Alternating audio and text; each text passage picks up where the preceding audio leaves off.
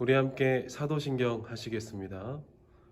전능하사 천지를 만드신 하나님 아버지를 내가 믿사오며 그 외아들 우리 주 예수 그리스도를 믿사오니 이는 성령으로 잉태하사 동정녀 마리아에게 나시고 본디오 빌라도에게 고난을 받으사 십자가에 못 박혀 죽으시고 장사한 지 사흘 만에 죽은 자 가운데서 다시 살아나시며 하늘에 오르사 전능하신 하나님 우편에 앉아 계시다가 저리로서 산자와 죽은 자를 심판하러 오시리라.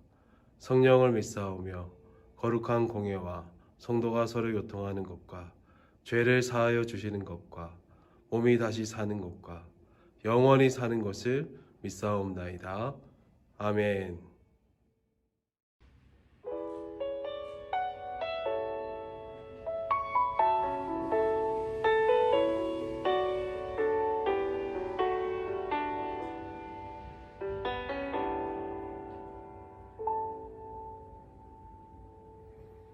작은 갈대 상자 물이 새지 않도록 역청과 나무 진을 칠하네.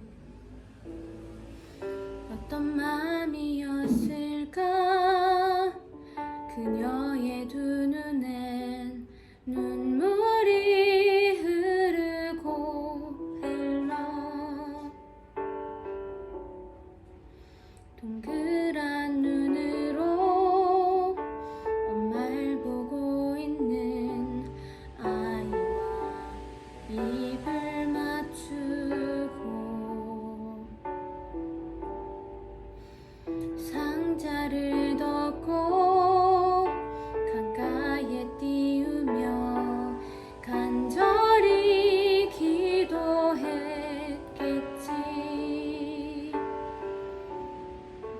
정처 없이 강물에 흔들흔들 흘러내려가는 그 상자를 보며 눈을 감아도 보이는 아이와 눈을 맞추며 주저앉아 눈물을 흘렸겠지. 너의 삶의 참 주인 너의 참 부모이신 하나님 그 손에 너의 삶을 맡긴다.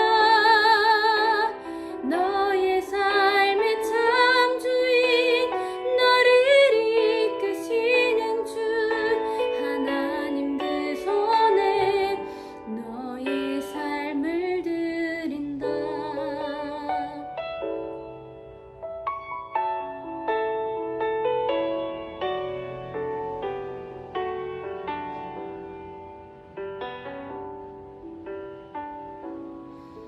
정처 없이 강물에 흔들흔들 흘러내려가는 그 상자를 보며 눈을 감아도 보이는 아이와 눈을 맞추며 주저앉아 눈물을 흘렸겠지. 너의 삶의 참 주인 너의 참 부모이신 하나님 그 손에 너의 삶을 맡긴다.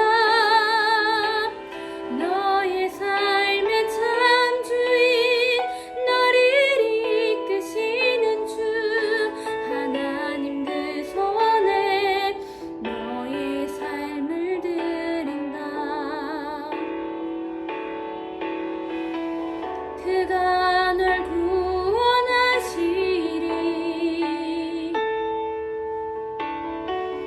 그가 널 이끄시리라. 그가 널 사용하시리. 그가 너를 인도하시리.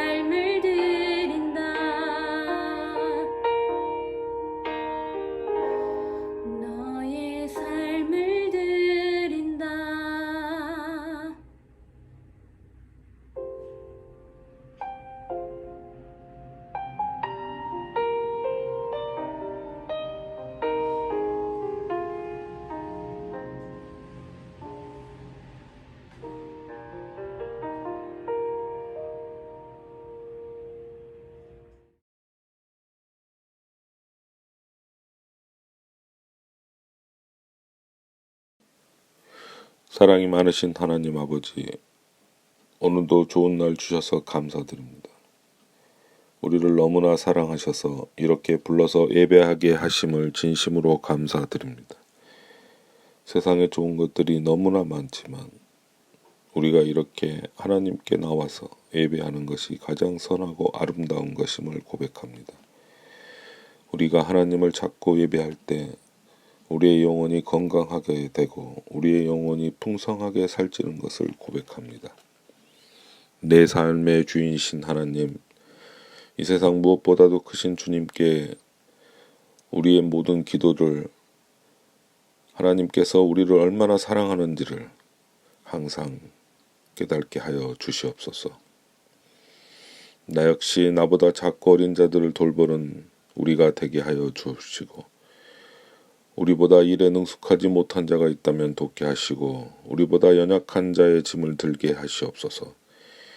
지극히 작은 자에게 한 것이 곧 예수님께 한 것과 같다는 말씀을 기억하게 하시옵소서. 오늘도 주님께 모든 짐을 맡기고 가벼운 마음으로 주님과 동행하고자 합니다. 하나님 아버지, 이 시간 기도합니다. 하나님의 아버지 마음을 알아 믿고 기도하고 전도하며 같은 말 같은 마음 같은 뜻으로 하나 되게 하시옵소서. 이 시간도 주의 사랑하시는 목사님께서 하나님 말씀을 선포할 때 은혜와 권능을 더하셔서 말씀이 선포되어질 때 우리들 가운데 듣고 회개하는 역사가 일어나게 하시고, 우리 마음이 뜨거워지며 새로워지는 복된 경험의 시간이 되게 하여 주시옵소서. 모이기를 피하는 자들의 습관을 쫓지 않게 하시고 늘 모이기 힘쓰며 주님을 가까이 힘으로 복받는 저희들 되게 하시옵소서. 세상 끝날까지 저희와 함께 해주실 하나님께 감사와 찬양과 사랑을 드리며 이 모든 것 살아계신 예수님 이름으로 기도드리옵나이다. 아멘.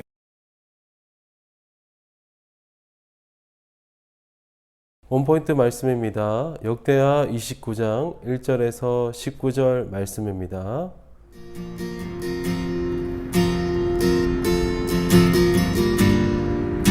땅의 모든 끝이 주를 기억하고 주께 돌아오네. 경배를 나라는 주의 것 우리 하나님은 하늘의 주제.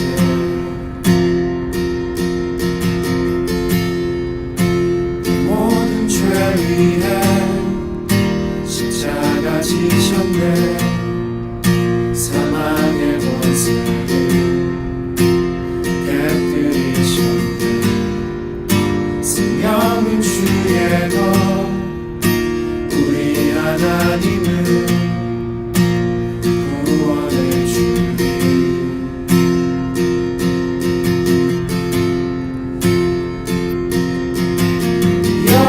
영원부터 영원까지 다스리시네.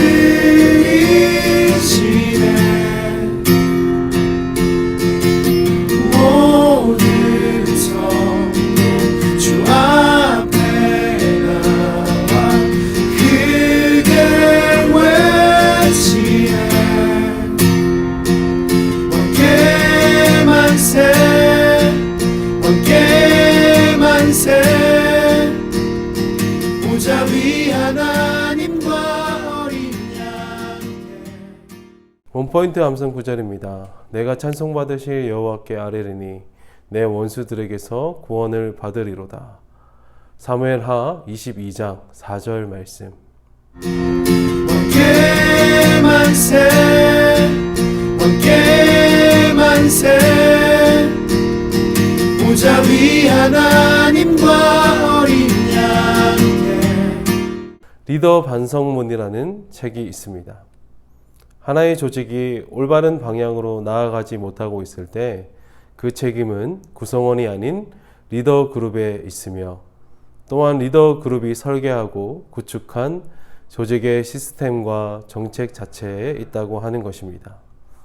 저자는 모든 사람이 세상을 바꾸려고 할 뿐 자신을 바꾸려고 하지 않는다는 톨스토이의 말을 인용하며 조직을 바르게 세우기 위해서는 먼저 리더 그룹이 변화해야 할 것을 촉구합니다. 그리고 오늘의 본문은 리더 그룹의 결단이 공동체에 얼마나 막대한 영향력을 미치는지를 보여줍니다. 우리가 주신 말씀 앞에서 함께 하나님의 말씀을 나누고자 합니다.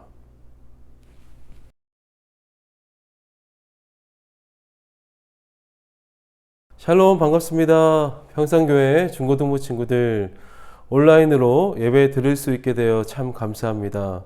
너무 오랜만이죠? 그동안에 건강하게 잘 지내고 있는지, 또 건강은 어떠한지, 여러분들의 생각은, 마음은 어떠한지 참 궁금했습니다. 이번 예배를 통하여서 다시 한 번 더 하나님의 놀라운 복을 누리는 우리 귀한 친구들이 되기를 원합니다. 특별히 시험 기간이죠. 시험 잘 준비해서 공부로도 하나님께 영광 올려드리고 또 많은 친구들에게 도전을 줄 수 있는 리더 친구들이 되기를 원합니다. 오늘 주신 말씀을 함께 나누겠습니다. 남유다 왕국의 12번째 왕이었던 아하스 왕은 유다 왕국을 우상 소굴로 만든 왕이었습니다. 각종 우상을 섬기며 성마다 우상들에게 분향할 산당을 세웠고 성전 문을 닫아서 제사장의 출입을 금지하여 하나님을 예배하지 못하게 하였습니다. 그러니 그의 삶 자체가 우상이었던 것이죠. 이후 아하스가 죽자 그의 아들 히스기야가 25세의 나이에 남유다 왕국의 13번째 왕이 됩니다. 히스기야는 평생토록 아버지의 통치를 바라보며 자라왔습니다. 그래서 아버지의 통치를 따라서 그대로 우상 정책을 펼칠 수도 있었을 것입니다. 그러나 히스기야는 달랐습니다. 그렇게 하지 않았다는 것입니다. 히스기야는 우상 소굴로 전락한 유다 왕국의 종교 개혁을 행합니다. 닫힌 성전의 문들을 다시 열고 수리하고 제사장들과 레위 사람들을 불러서 성전 정화 운동을 일으켰습니다. 제사장들과 레위 사람들이 율법에 따라 깨끗하게 씻은 후에 성전 안에 있던 우상에게 바쳤던 제물과 제사 도구를 내다 버리기 시작했습니다. 그리고 번제단, 떡상 등 각종 하나님을 위한 제사 도구들과 성전 기구들을 성결하게 하고 제자리에 두었습니다. 이렇게 성전 정화 작업은 총 16일 동안 이루어졌죠. 성전 정화 작업을 마친 히스기야는 성전으로 올라갔습니다. 하나님 앞에서 속죄제를 드리며 그간 유다 왕국이 우상을 섬긴 죄에 대한 회개 기도를 드립니다. 속죄제를 드리는 동안에 레위 사람들과 제사장들은 악기를 연주하며 찬양이 울려 퍼지게 하였고 온 백성은 함께 하나님을 예배하였습니다. 잃어버린 하나님을 향한 이 예배가 바로 히스기야를 통하여서 회복된 것입니다. 히스기야는 여기에서 멈추지 않고 유월절 회복과 우상 파괴와 또 11조의 헌납 등을 통해서 이스라엘의 법도 하나님의 말씀이 회복될 수 있도록 하였습니다. 아하스라는 리더 밑에서 우상의 소굴로 전락할 수밖에 없었던 유다 왕국이었습니다. 그러나 이제는 히스기야라는 리더가 온전한 하나님의 나라로 유다 왕국을 회복시키게 되었습니다. 하나님은 이러한 히스기야와 함께 하셔서 큰 축복과 평안을 유다 왕국에 부어 주셨습니다. 히스기야 왕과 같은 귀한 일꾼이 되어서 우리도 하나님 앞에서 온전하게 살아야 하지 않을까요? 그러려면 하나님의 말씀으로 잘 준비되어야 합니다. 우리는 하나님의 말씀이 생명입니다. 히스기야는 왕이 되자 성전 정화 작업을 비롯한 모든 종교 개혁을 하나님의 말씀을 토대로 진행합니다. 우상 숭배자였던 아버지 아하스 밑에서 자라났지만 히스기야의 마음 안에는 바로 하나님의 말씀이 잘 자리하고 있었던 것이죠. 가득 채워진 하나님의 말씀으로 인하여서 아버지가 잘못됐구나, 나라가 이상하게 돌아가게 되는구나 라고 하는 그런 상황들을 지켜보면서 히스기야 안에 채워져 있던 하나님의 말씀이 리더가 되었을 때 크게 나타나게 되었던 것을 볼 수 있습니다. 히스기야로 말미암아 바로 유다 왕국에 종교 개혁을 일으키게 하는 그런 기폭제가 되었던 것입니다. 시편 119편 9절에 이렇게 나와 있습니다. 청년이 무엇으로 그의 행실을 깨끗하게 하리까? 주의 말씀만 지킬 따름이니이다. 주의 말씀만을 지킬 것이 바로 믿는 자에게 필요한 것입니다.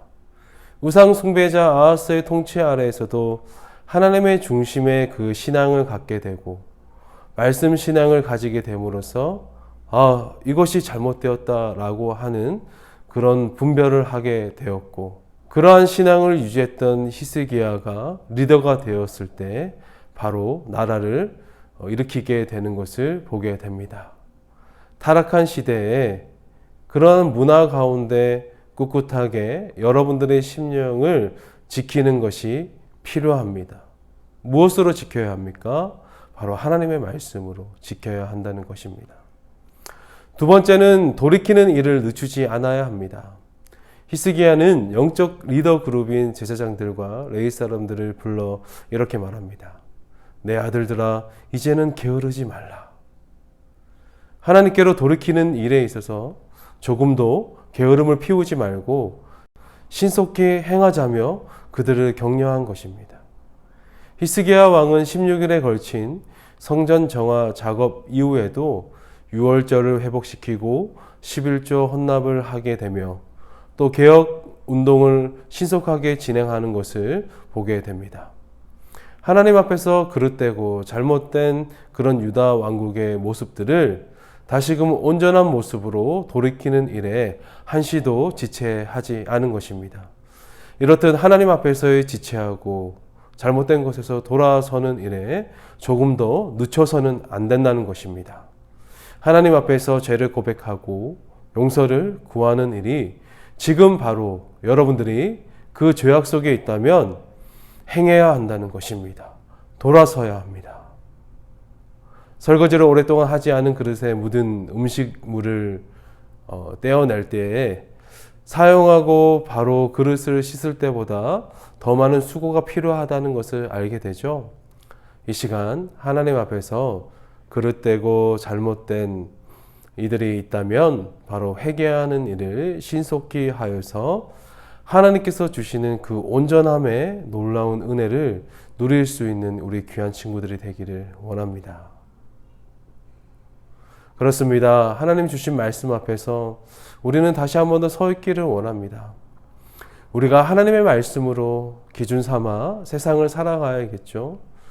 그리고 세상을 살아가다 보면 여전히 때에 묻은 채로 오염이 가득한 채로 나의 신앙이 버려지고 더러워지게 될 텐데 그럴 때마다 하나님께로 가야 한다는 것 잊지 않기를 바랍니다. 여러분들이 정말 늦춰서는 안 되는 일이 바로 영적인 일입니다.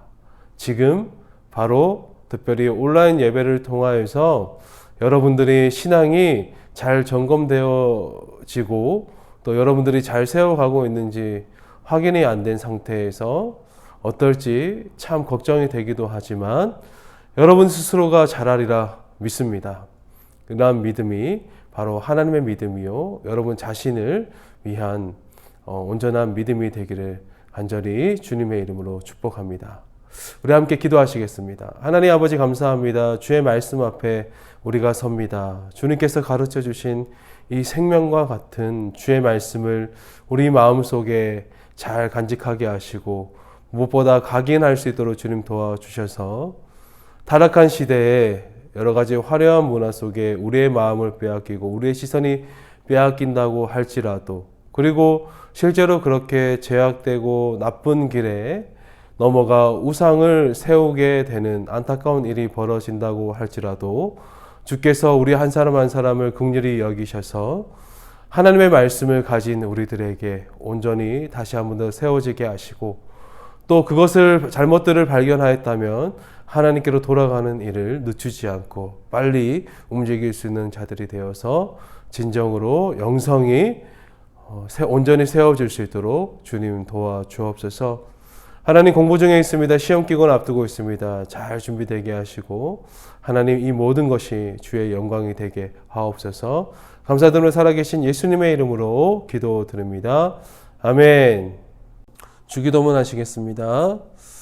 하늘에 계신 우리 아버지여, 이름이 거룩히 여김을 받으시오며 나라의 임하옵시며 뜻이 하늘에서 이룬 것 같이 땅에서도 이루어지이다. 오늘날 우리에게 일용할 양식을 주옵시고 우리가 우리에게 죄 지은 자를 사하여 준 것 같이 우리 죄를 사하여 주옵시고 우리를 시험에 들게 하지 마옵시고 다만 악에서 구하옵소서. 대개 나라와 군세와 영광이 아버지께 영원히 있사옵나이다. 아멘.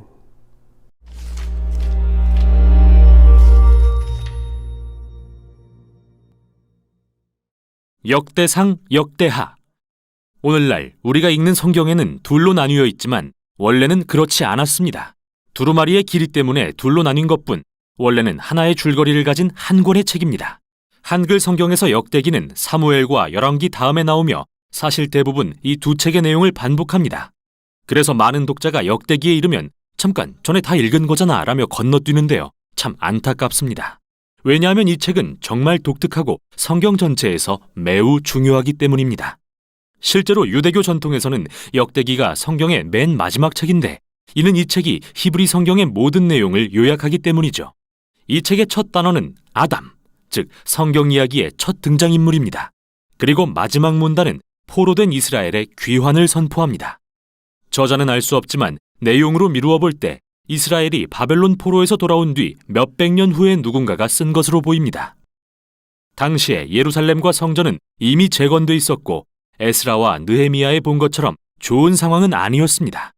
예루살렘과 성전이 재건되면 하나님이 오셔서 백성 가운데 거하실 거라는 위대한 예언, 그리고 메시아 왕이 오셔서 열방을 평화롭게 통치하실 것이라는 소망이 있었지만 아무것도 성취되지 않았죠.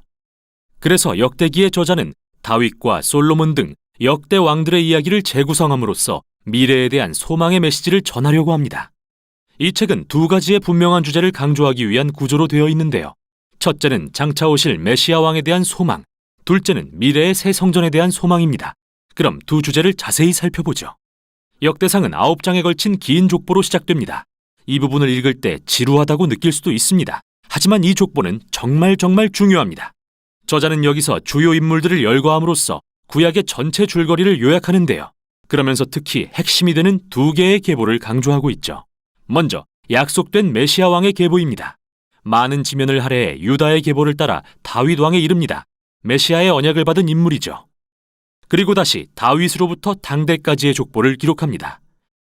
두 번째로 강조되는 계보는 제사장 직분을 받아 성전에서 섬긴 아론의 후손들입니다. 이렇게 우리는 처음부터 이 책의 큰 두 주제를 알 수 있습니다. 장차 오실 메시아에 대한 소망, 그리고 그가 지으실 새 성전에 대한 소망 말이죠. 그것이 이 오래된 족보의 의의입니다. 다음은 다윗에 대한 이야기로 전환됩니다. 대부분 사무엘에 나왔던 이야기라 익숙하지만 여기에도 정말 중요한 차이점이 있습니다. 먼저 저자는 다윗의 부정적인 이야기는 모두 제외합니다. 유약하고 부도덕하게 묘사된 부분 말이죠. 사울에게 핍박당해 광야에 숨었던 일, 밧세바를 간음하고 그녀의 남편을 살인한 일 등은 기록하지 않고 다윗을 선한 사람으로 그린 이야기만 남기죠. 또한 그는 사무엘에는 없는 새로운 내용을 추가하며 다윗을 더욱 긍정적으로 비춥니다. 다윗이 성전 건축을 준비하는 장면이 여러 장에 걸쳐 기록되어 있는데 그는 각종 자재와 기술자들을 모으고 레위인들과 찬양대를 준비시키죠. 나아가 이번엔 다윗을 모세와 같은 인물로 묘사하는데요. 하나님이 다윗에게 성전의 설계도를 주시는 모습은 모세에게 성막의 설계도를 주셨던 모습과 흡사합니다. 그런데 왜 다윗에 대한 새로운 내용을 소개할까요? 저자는 다윗의 결점을 숨기려는 게 아닙니다. 어차피 사무엘을 읽으면 누구나 알게 되니까요. 오히려 그는 다윗을 이상적인 왕으로 묘사함으로써 그의 혈통에서 오실 메시아의 모습 혹은 전형을 만들려고 한 것입니다. 이는 예레미야나 에스겔이 오실 메시아를 새로운 다윗이라 말한 것과 매우 비슷한데 역대상 17장에 다윗을 향한 하나님의 언약이 어떻게 기술되어 있는지 보면 명확히 이해할 수 있습니다. 이 이야기에 상응하는 사무엘하 7장과 비교해보면 역대기 저자가 강조하는 것은 다윗도 솔로몬도 그 외 어느 왕도 메시아가 아니었으며 앞으로 오실 메시아는 다윗과 같은 왕이 될 거라는 것입니다. 그래서 저자에게 과거 다윗 왕의 이야기들은 미래에 대한 소망을 지속시키는 힘이 되어줍니다. 다윗이 죽은 후 역대하는 예루살렘에 거하던 왕들의 이야기에 초점을 맞춥니다. 이번에도 역시 열왕기에 많은 이야기가 반복되지만 결정적으로 다른 점도 많습니다. 먼저 저자는 북이스라엘의 왕들 이야기는 모두 제외합니다. 다윗의 혈통에만 집중하기 위해서죠. 더불어 이들 다윗 왕조에 대한 새로운 내용을 대거 추가합니다. 그는 하나님께 순종한 왕들을 부각하면서 그들의 순종이 성공과 복으로 이어진 새로운 이야기들을 들려줍니다. 또한 하나님께 불순종했던 왕들에 대해서도 알려줍니다.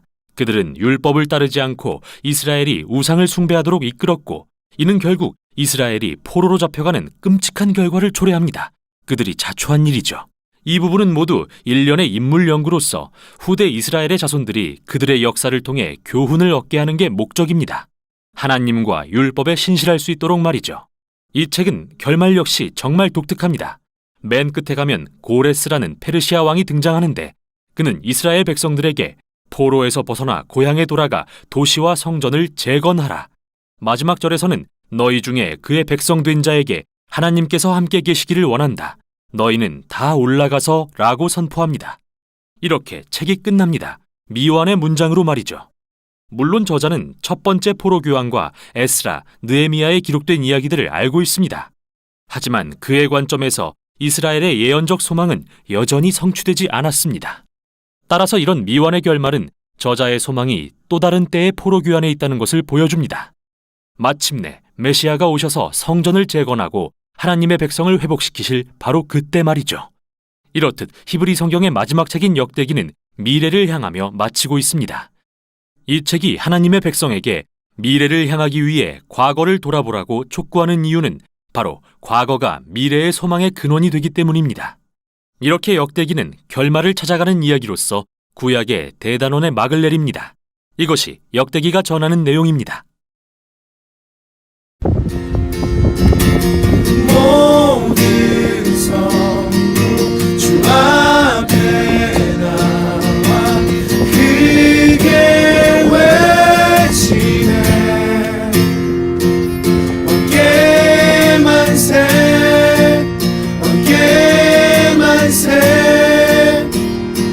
보좌 위 하나님과 어린 양께 어깨 만세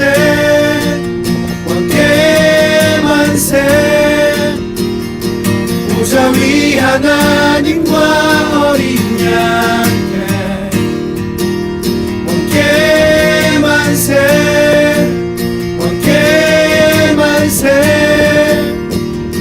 보좌 위 하나님과 어린 양께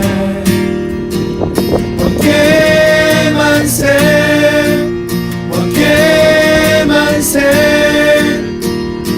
보좌 위 하나님과